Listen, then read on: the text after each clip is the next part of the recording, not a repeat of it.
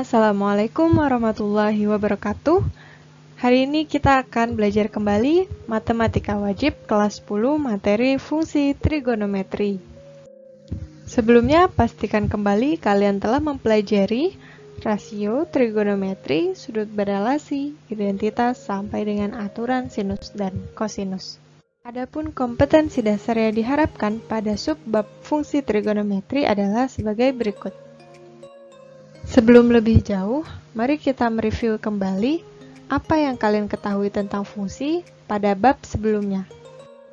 Tentunya, kamu sudah mengetahui bahwa fungsi merupakan bagian dari relasi, di mana sering kita sebut ia sebagai pemetaan, yakni aturan pengaitan atau pemasangan tiap anggota X pada himpunan domain atau daerah asal dengan tepat satu anggota nilai Y dari himpunan kodomain.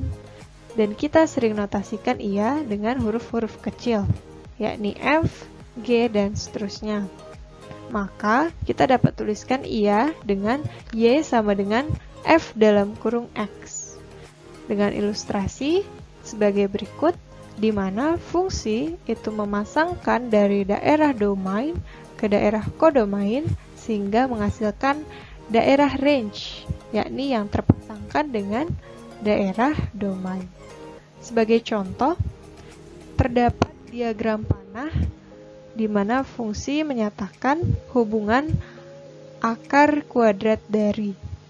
Maka di sini dapat kita lihat domain atau nilai X pada himpunan A itu adalah bilangan 1 sampai dengan 4 dan nilai Y pada himpunan B atau range itu adalah 1, 4, 9, dan 16 yang merupakan kuadrat dari nilai X. So, apa itu fungsi trigonometri?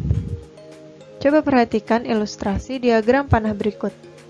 Dapat kita lihat bahwa fungsi trigonometri memasangkan dari theta kepada sin theta, kemudian kepada cos theta ataupun kepada tangen theta.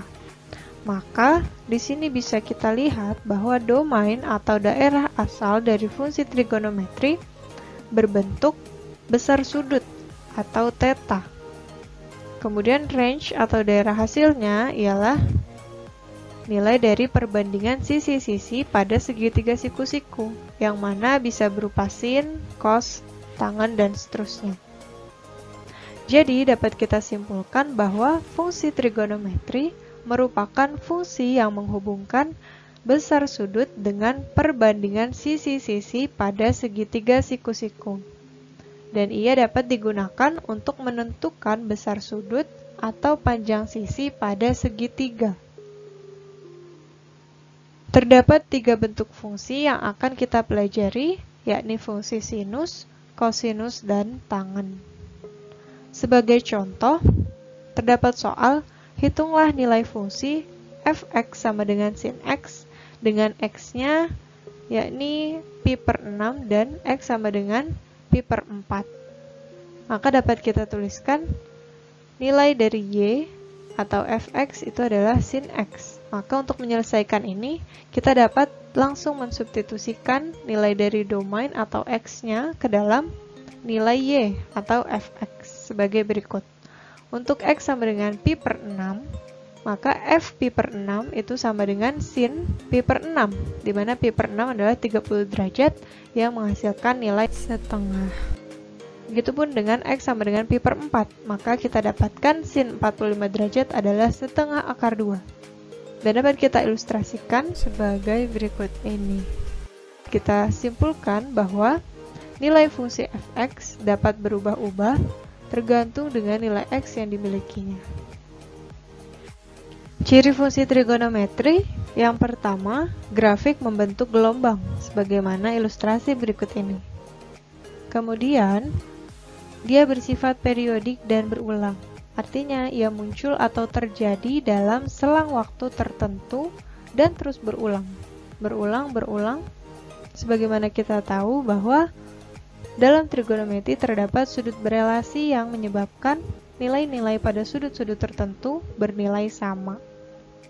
Dan yang ketiga, ia sangat erat kaitannya dengan amplitudo dan periode. Selanjutnya, kita dapat mengenal fungsi trigonometri lebih jauh melalui grafik fungsinya. Masih ingatkah kalian bagaimana menggambar grafik fungsi? Sebagai contoh, kita dapat menggambar grafik fungsi f(x) sama dengan x plus 1, di mana domainnya x-nya itu dari 0 sampai dengan 5, dan x-nya adalah bilangan cacah. Yang dapat kita lakukan pertama adalah kita dapat membuat tabel dengan mendaftar semua yang diperlukan, yakni nilai x, kemudian nilai y yang ada, dan menentukan titik-titik yang dilaluinya, yakni x, y.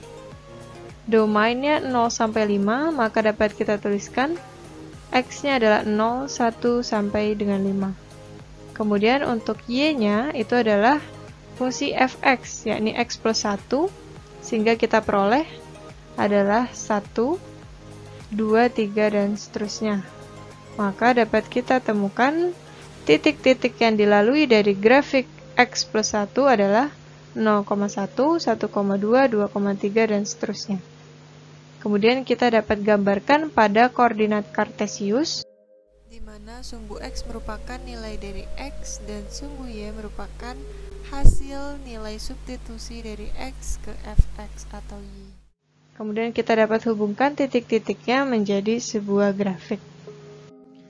Sama halnya pada grafik fungsi trigonometri, kita pun menggambar menggunakan koordinat kartesius dengan sumbu x-nya merupakan besar sudut dan sumbu y-nya merupakan nilai dari perbandingan trigonometri.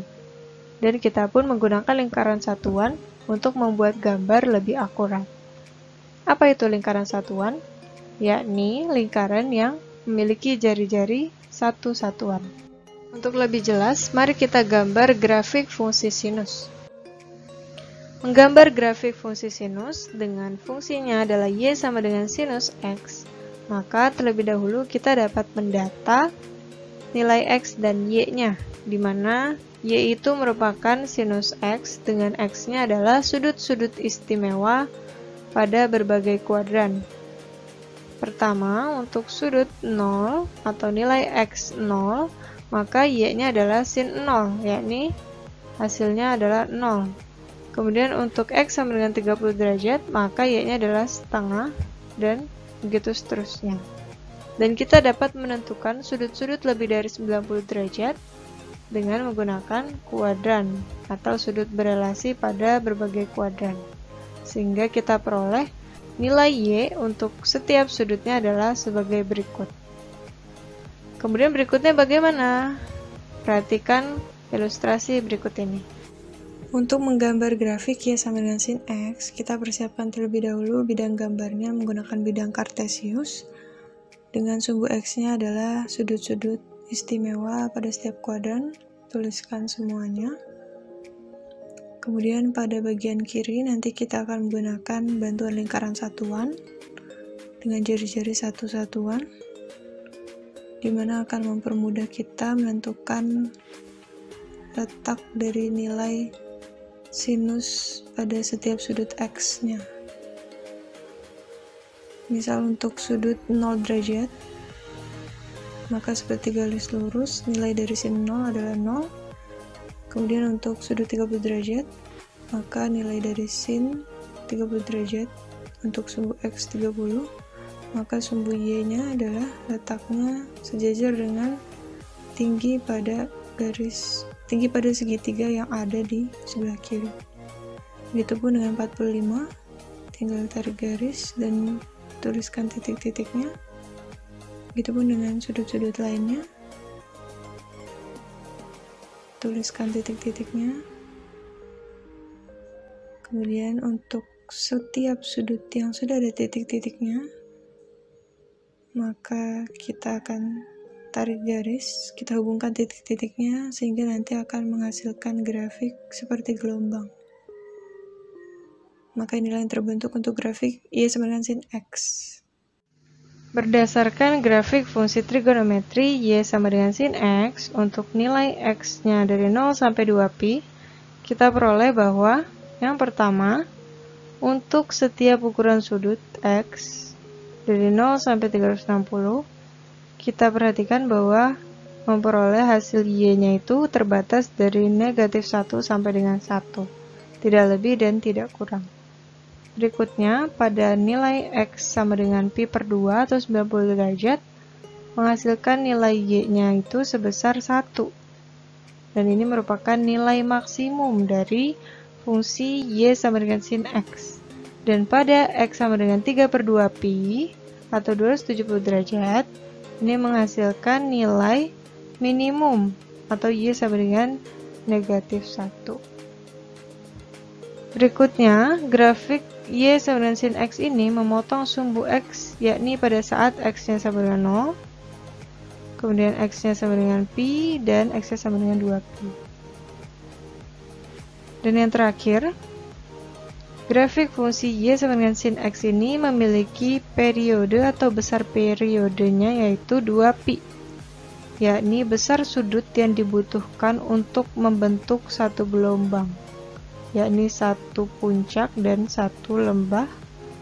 Itu besarnya adalah sebesar 2pi.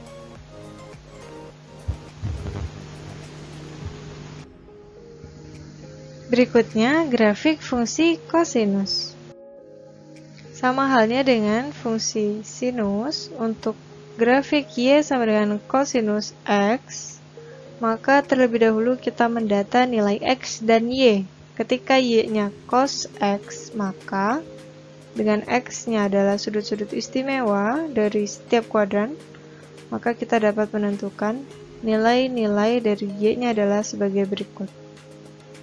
Setelah itu, untuk menggambar grafik fungsi kosinus sama seperti fungsi sinus, kita persiapkan bidang kartesius dengan sumbu X-nya merupakan sudut-sudut istimewa, dan kita gunakan lingkaran satuan untuk menentukan titik-titik yang dilalui oleh kurva fungsinya.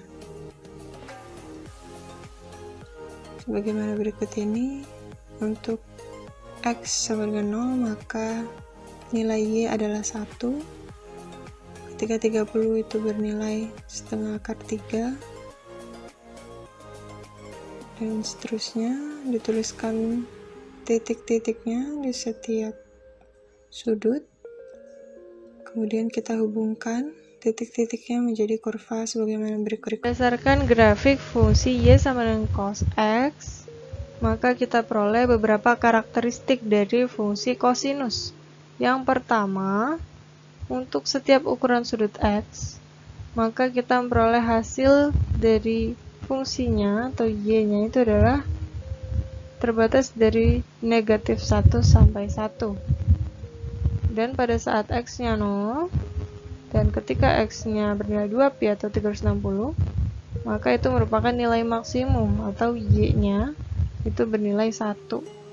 Dan ketika X-nya itu bernilai pi atau 180 derajat, maka yang menghasilkan nilai Y-nya itu adalah negatif 1. Dan ini merupakan nilai minimum dari fungsi kosinus. Grafik fungsi kosinus itu memotong sumbu X pada saat X-nya pi per 2 atau 90 derajat, dan dia memotong sumbu X juga pada saat nilai X-nya itu 3 per 2 pi. Dan fungsi kosinus juga memiliki besar periode yaitu 2pi. Yang terakhir adalah grafik fungsi tangen.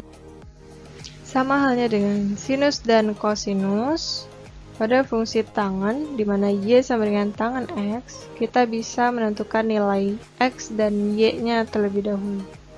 Mendatanya dalam tabel seperti ini. Kemudian kita bisa mulai menggambar grafik fungsi tangen.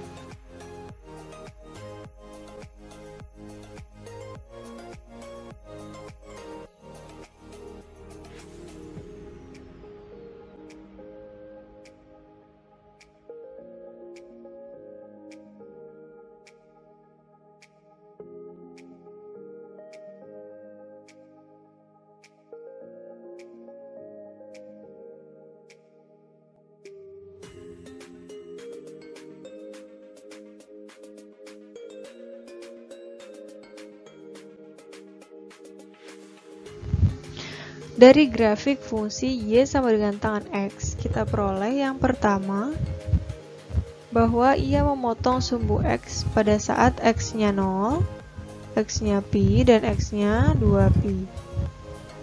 Berikutnya, perhatikan bahwa ia tidak memiliki nilai maksimum dan tidak memiliki nilai minimum. Dan grafik fungsi Y sama dengan tangan X ini tidak memiliki nilai ketika X-nya itu bernilai 90 atau pi per 2 dan X-nya bernilai 270 atau 3 per 2 pi. Karena pada saat X-nya bernilai 90 derajat dan 270 derajat, nilai dari Y sama dengan tangan X itu tidak terdefinisi. Dan yang terakhir, untuk fungsi Y sama dengan tangan X ini memiliki besar periode adalah pi atau 180 derajat. Dapat kita simpulkan secara sederhana bagaimana ciri-ciri dan karakteristik dari setiap fungsi trigonometri, sinus, kosinus, dan tangen pada grafik atau gambar berikut ini. Sekian pertemuan hari ini, terima kasih, semoga bermanfaat dan sampai jumpa di pertemuan berikutnya.